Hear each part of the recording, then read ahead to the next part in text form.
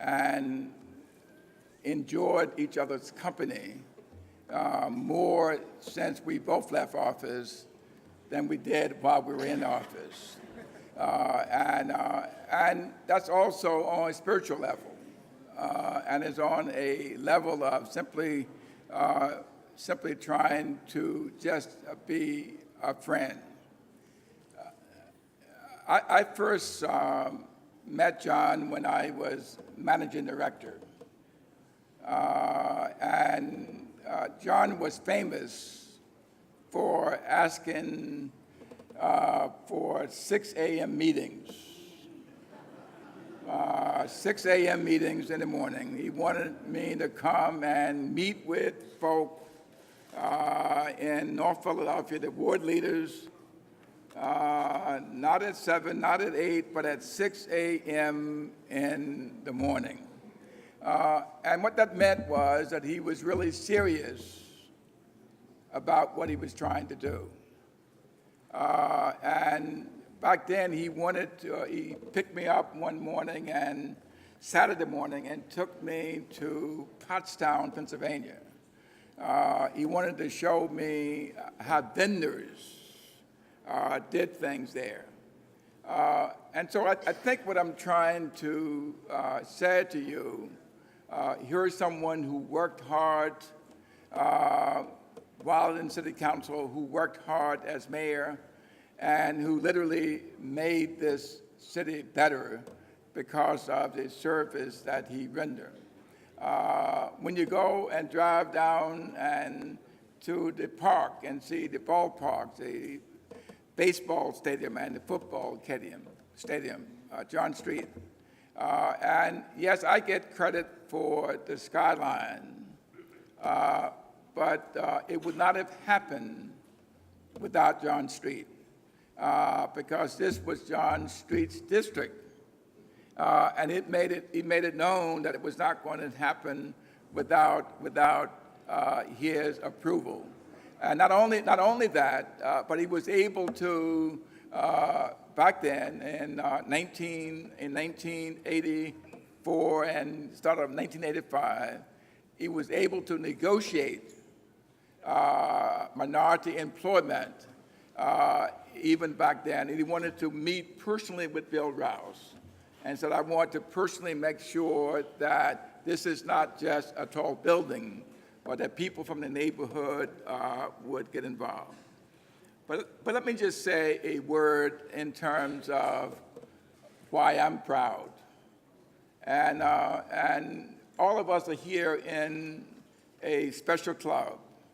But John and I are in a very special club. We were the first 2 African Americans elected mayor of this city. And it took 301 years to elect the first African American mayor. But it took only 8 to elect the second African American mayor. And that's why I think it's important that we recognize that this is a historic moment. And yes, we do share this club. And John, I will always, Mayor Street, John, regard you as friend. And next time we have breakfast, you will pay for it.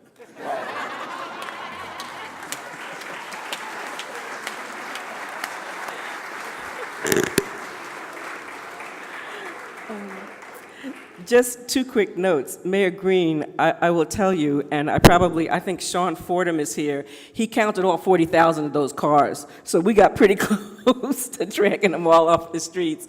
And for Mayor Good, we all got like 6 o'clock, 5 o'clock in the morning kind of notices from the mayor as we were working in this administration. I think it was Blackberries at that point, but we were getting early morning messages.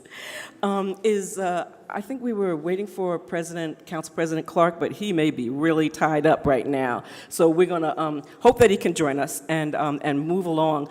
We wanted someone to come and just speak on behalf of the incredible staff that was assembled under the street administration. And so I want to introduce you to my former direct boss, although we all reported to the mayor.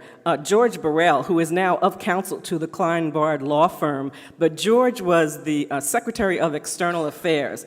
And George really was like the guy that we all just took our problems to. If there was some problem, you went to George's office. You just kind of started there. And because he had a really wide portfolio of responsibilities, from government relations to communications to economic development projects to policy issues across a broad range of government, his office was right next door to the mayor's because his counsel was so critical to everything that we did. So George, please come on up and say a few words on behalf of the staff.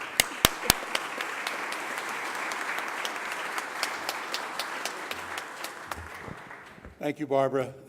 I think, though, particularly for those in the front, the perfect visual, and those in the street administration will appreciate this, the perfect visual of the street administration was Sean Fordham walking over to John Street in the middle of this event to whisper in his ear. I cannot tell you the number of times when we were someplace that Sean Fordham walked over to the mayor to whisper in his ear, and oftentimes without consulting anybody.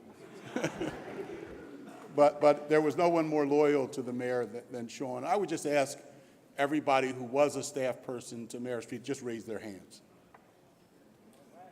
And I think thank you very much. And I think if you look around this room, you can respect the diversity of the people who worked with and for John Street. I think those of us who were in his cabinet who met every week, we didn't have weeks off, who met every week, respected the fact that he did not make difficult decisions without giving everyone who deserved the right to have a voice in it to have their voice. He made the final decisions, but everybody felt respected and everybody felt that their opinions were appreciated. And I think it's important to note that John Street had a vision and laid down a framework, I think, that has served this city well for a very long time. His vision was simply, I'm going to turn my attention to neighborhoods without turning my back on Center City. And I think there is clear evidence in this city of his work and his success. If you were to stand on the south side of City Hall and look down Broad Street, the Avenue of the Arts, the great vision that Ed Rendell had for the Avenue of the Arts, much of what is there today was not there when John Street became mayor of the city of Philadelphia. Clear evidence of his commitment to the continuing commercial development of Philadelphia. If you go out on 33rd Street, John Street brokered the relationship between the University of Pennsylvania and Children's Hospital to make sure that both of them would have an opportunity to develop along 33rd Street, and his vision, along with Phil Goldsmith, of how we developed along the waterworks and the waterways of the city of Philadelphia. The Naval Yard got its foundation under John Street, and it's today one of the great second center cities in this city, creating jobs and creating opportunities. And if you go through the neighborhoods, and the mayors have already talked about it, if you look at what's happened in public housing, if you look at the developments like Brewery Town and Schuylkill Falls, where developers began to develop market rate housing within the city, John Street changed the platform, taking down drug corners, taking abandoned cars off the street. He laid a foundation for reducing the murder rate with Sylvester Johnson, who's here with us today, who laid the foundation for the benefits that we saw in the Nutter administration as the crime rate continued to come down.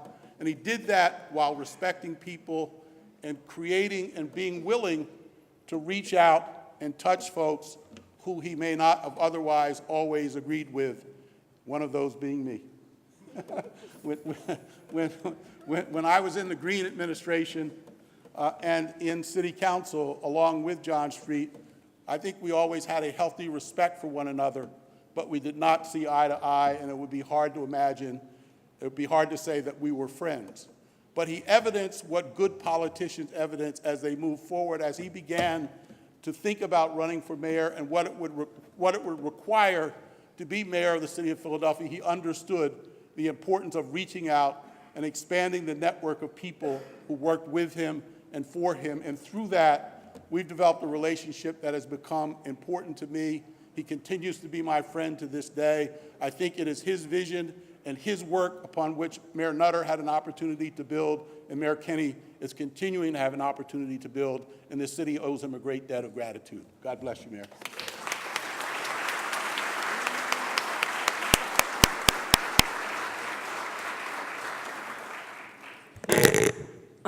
I don't think that there is any better legacy that a man or woman can have than to have their children adopt their chosen profession and make you proud as they assume positions in this case in public service. And so, without a whole bunch of ado, I want you to help me welcome Mayor John Franklin Street's son, and now Senator of the 3rd Senatorial District, Sharif Street.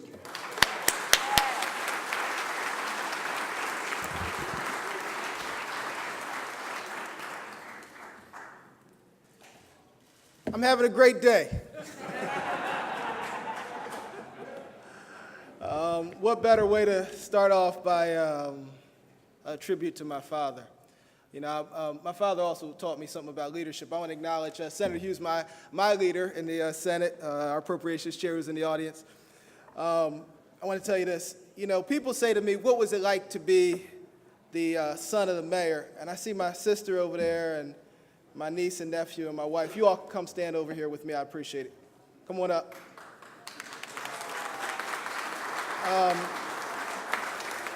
And Sean, you too. You, Sean. This has been about family. But I wasn't born the son of the mayor. I was born the son of a hot dog vendor who became the mayor. And there's a difference. You can clap for that if you want. When my dad had me, he was working his way through law school, selling hot dogs with a commitment that we would do something different, that we would be something better. He wasn't born in North Philadelphia, my mom was, but he moved to North Philadelphia because we're going to fight for people that matter. He was an attorney who almost all of his clients were pro bono. He wanted us to understand the principles of hard work. He always said, we may live in the city, but he never forgot the hard work and the work ethic of being a farm boy. He understood that we needed, he said, as you do under the least of these, so you do under the Lord. And that was a guiding principle in our lives. He was a guy who stood for his principles and was not a hypocrite. When he got in a fight with the gas company and said it was a racist institution, he removed the gas from our house and we chopped wood to keep the house warm. And we chopped wood for years. My father was a person who said that always believed that public service was about helping those who couldn't help themselves. It was a legacy that he instilled in each and every one of us. When he became mayor, he didn't decide that his legacy, he said, Sharif, I appreciate everything Mayor Rendell has done, but we're going to turn our attention to the neighborhoods. He said, we're going to get all these raggedy abandoned cars off the streets. He said, we're going to tear down some of these high-rises that people have been talking about tearing down forever. He said, we're going to rebuild our neighborhoods. He said, I don't care if they don't think we can do it, we are going to get it done. And he pulled us together as a family, and he said, we're going to work. And he said, why will we win? And he had a lot of sayings, but this was his favorite one. He said, because we will outwork them. He said, no one will ever work harder than us. We will get up earlier. We will work later. We will work more hours. We will knock on more doors. We will raise more money, and we will win this election. And that was a mission and a commitment that he had. And when he got elected, he said, we're going to really, he didn't take time to celebrate. He said, well, now we're going to, he told Sean and I together almost the day after the election, he said, let's start figuring out a way I want to tow 40,000 abandoned cars in 40 days. And we're going to start towing them on my first day in office. 36,000 trees planted, over 100,000 vacant lots cleaned, over $2 billion of new economic development, increases in services. Increases in services and tax reductions for every year he was mayor. And he left the office with a $350 million budget surplus. You know, I'm standing here as a son whose life was inspired by the work I saw my father do. Dad, we love you. You're the greatest. Come on up here.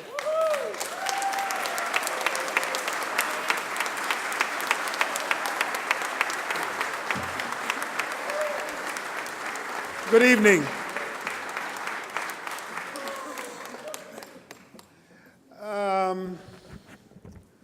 That's my son.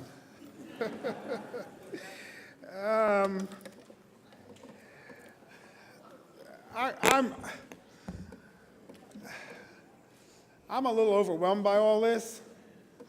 I'd really much rather be in a back room someplace trying to figure out how to get another problem solved. But I knew one day we were going to have to do this. We only waited 10 years. I'd first like to thank God for all the wonderful things that have happened in my life. I tell people all the time, especially people that want to run around and criticize young people out there in the street, that I couldn't have been more blessed than to have God-fearing parents, a loving church family that cared about me when no one else did. I never had an African-American teacher till I went to college. And Sharif is right. When I was in 10th grade, I was told that I wasn't college material because people didn't care about us the way they cared about some other folks. And I went on a mission. I went on a little bit of a mission and ended up leaving the farm and going to Oakwood College, which was really another farm, and then coming back to Philadelphia and getting engaged. I want to thank my pastor, the Reverend Dr. Leslie Callahan, for being here from St. Paul's. What about a hand for St. Paul's? And St. Paul's in the house. St. Paul's. You know, it can be challenging. Life can be challenging, especially when you're in a position as visible and as tenuous as being the mayor of a large city and caring about the people who many people just don't really care much about.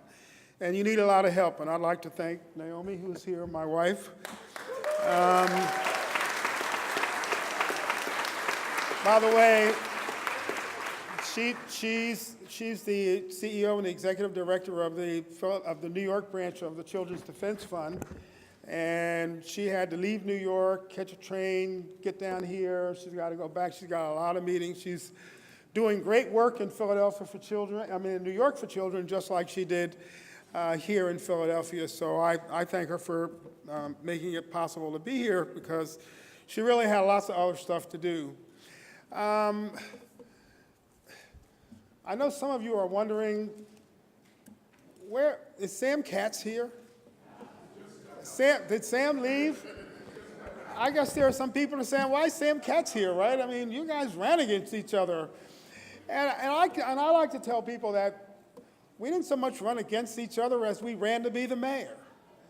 And we had some very vigorous, rigorous, and contentious elections. And after it was all over, he and I ended up developing a friendship. He comes to my class up at Temple, and it has been a great experience. And I wanted him to be here because sometimes the thing that makes you grow is the competition that you have. It's the people that you work with.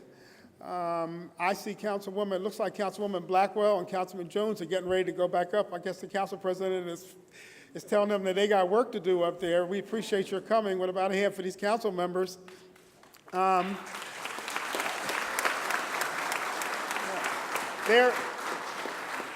We like to say they're up there making a good plan better. Isn't that right, Mr. Mayor? Maybe. I've specifically asked that the former mayors be here, these mayors be here. These mayors right here.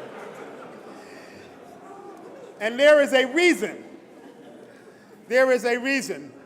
Because I can tell you during the course of the 28 years that I was an elected official in this city, from the time I went to city council to the time I left the mayors, there are things that were started under Mayor Green, that continued under Mayor Good, that were continued under Mayor Rendell, that I ended up getting, in some cases, doing myself. I remember when Mayor Green said we need a new convention center. And then I remember when Mayor Good decided that was a good thing. He had been in the Green administration and pursued it. And then the legislation got passed and Mayor Rendell cut the ribbon. In fact, I remember people saying, oh, Rendell built a convention center. When it was 3 mayors that had to do that, because in cities, when you have very difficult problems, you need a continuity of leadership. You need to carry projects from one administration to the next. Sometimes you can't hardly tell the beginning from the middle from the end.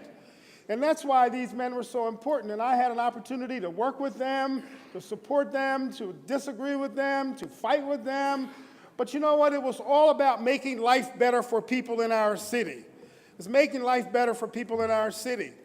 And so over a period of years, this has been our goal. One of the things that I like to say about the street administration was that we had George Burrell and Deborah Kahn from the Green administration. We had Lana Felton Gee and the fire commissioner and a bunch of other people from the Good administration. We had people from the Rendell administration. We had people from all of the prior administrations. We didn't really, our philosophy wasn't, okay, we won, we're in charge, and everybody else has to go. What we tried to do was make sure that there was some degree of continuity between the things that we were doing with our predecessors, because that's the way you make progress in this city.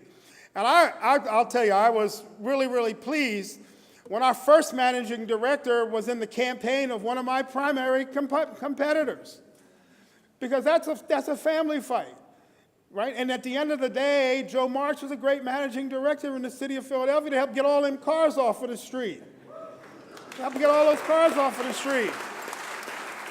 And I decided that I had to forgive George Burrell for trying to get me out of office in 1991. I just couldn't hold it against him forever. And he came into the street administration and made a wonderful, wonderful contribution. Stephanie Nadoff is here. Stephanie Nadoff said something to me that was one of the highest compliments that I have ever received. She didn't say you stay up, work hard all night. She didn't say you read everything that you can get your hands on. She didn't say you make us come to meetings at 6 o'clock in the morning. She said to me, you may be the best listener that I have ever seen. And I couldn't believe it, because let me tell you something. When you are at the helm of a city like the city of Philadelphia that has huge problems, what good does it do if you assemble all these really, really bright people and if you don't listen to them? If you don't listen to them. Maxine Griffiths is not here today, but she has a representative who's here. She said to me one day, I worked in the street administration for 5 years. I never worked anywhere that long. And she said the reason why I did it was because everything that happened in this city during those 5 years, I had something to say about it. I was in the room. Mr. Burrell is right. We had cabinet meetings every single week, and if I couldn't be there, Joyce Wilkerson chaired those meetings. We had cabinet meetings. We had a real government. And part of the reason why we were able to cover a lot of territory was because of the fact that we had a lot of people doing an awful lot of things. And I see Phil Goldsmith standing out there. Phil Goldsmith actually gave me one of my great all-time lines when I was talking about the school district of Philadelphia and Governor Schweiker. And when I called him the accidental governor, that was Phil Goldsmith who said, he's nothing but the accidental governor. And I said, I like that. That sounds real good.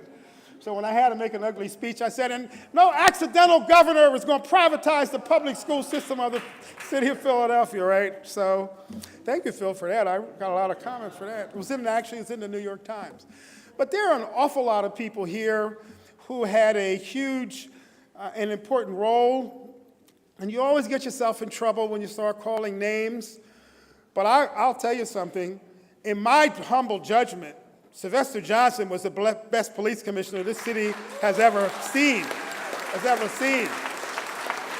The best police commissioner. We would go to meetings when people would be complaining and whining and just all up in arms. And I would walk into the meeting with the police commissioner and people would start cheering. And I would say, they're cheering for me. And he'd say, no, they're cheering for me. And we'd have this argument. When was the last time you walked in a room of angry citizens with the police commissioner and people start cheering? It is because he created a plan to shut down 309 open-air drug markets in this city. When people wanted to get drugs, they were going to Chester, Wilmington, Pottstown.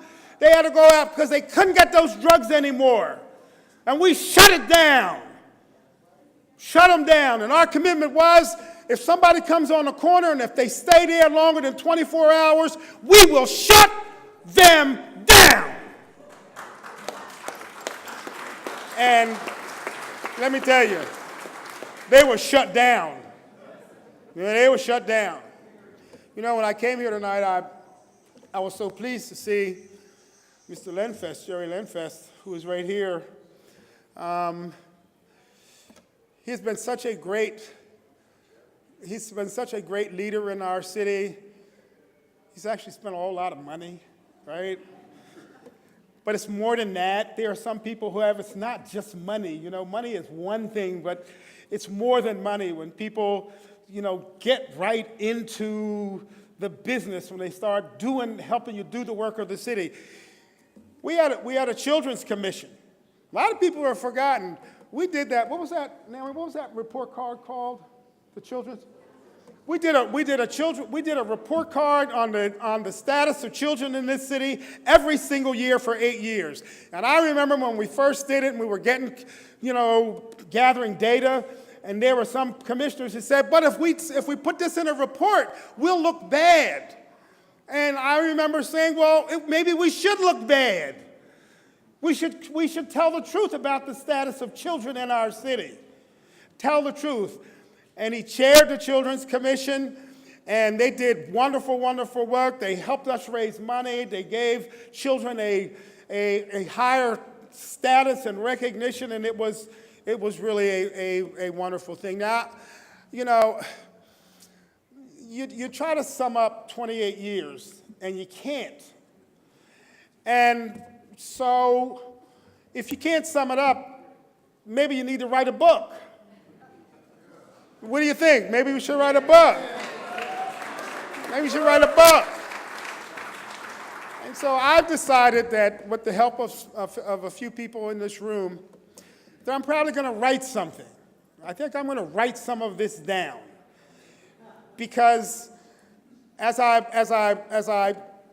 look at the political landscape, the one thing that you hate to see is people sometimes making the same mistakes that other people made, that you may have made.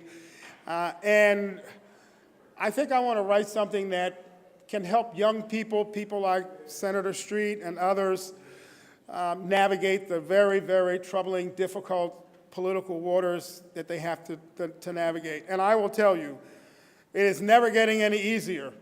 And if you look at what's going on in Washington and around the country with the election of P45, you know, things are not getting any easier.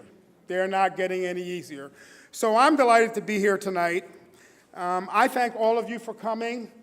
I see my city solicitors are here. I had the first Latino city solicitor, the second Latino city solicitor, the third Latino city solicitor, and the fourth Latino city solicitor, all in the street administration. So in closing, I want to say,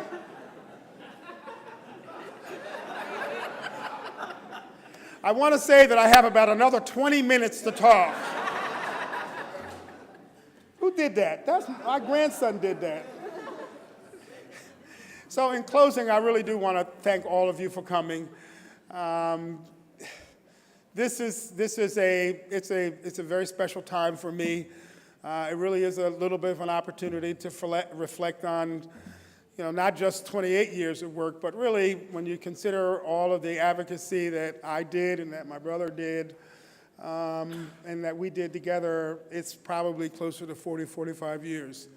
So in closing, for about 15 years, everybody used to say, oh, that's Milton Street's brother. Now you all can say, oh, that's Sharif Street's father. God bless you.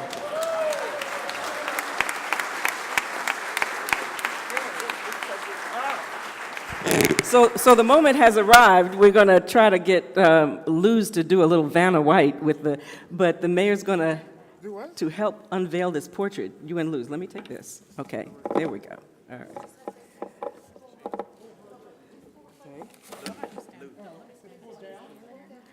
There you go.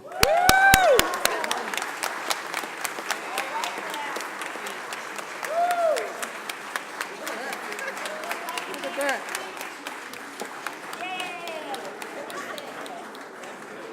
Right up there next to Ed Rendell, right up there next to Mayor Ed Rendell, right there where Mayor Tate is. We're going to take him down. Taking Tate down. Same guy that did yours. Oh, okay.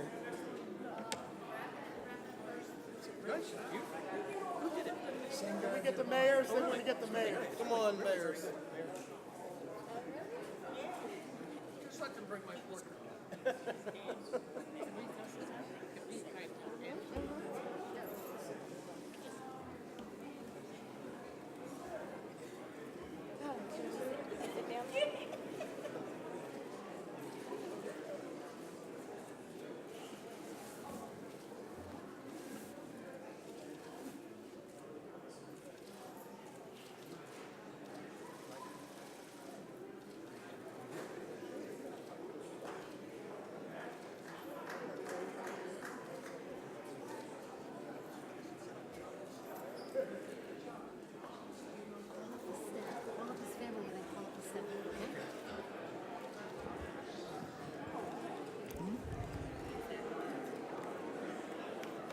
We good? You guys good?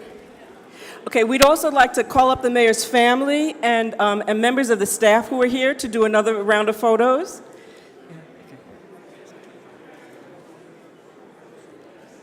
Oh, and we'd also like to invite all of our guests. I think the food table is open.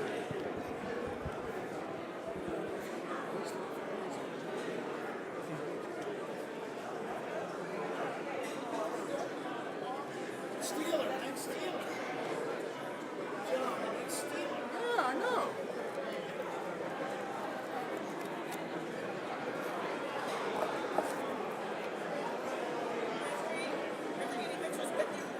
Oh, yeah.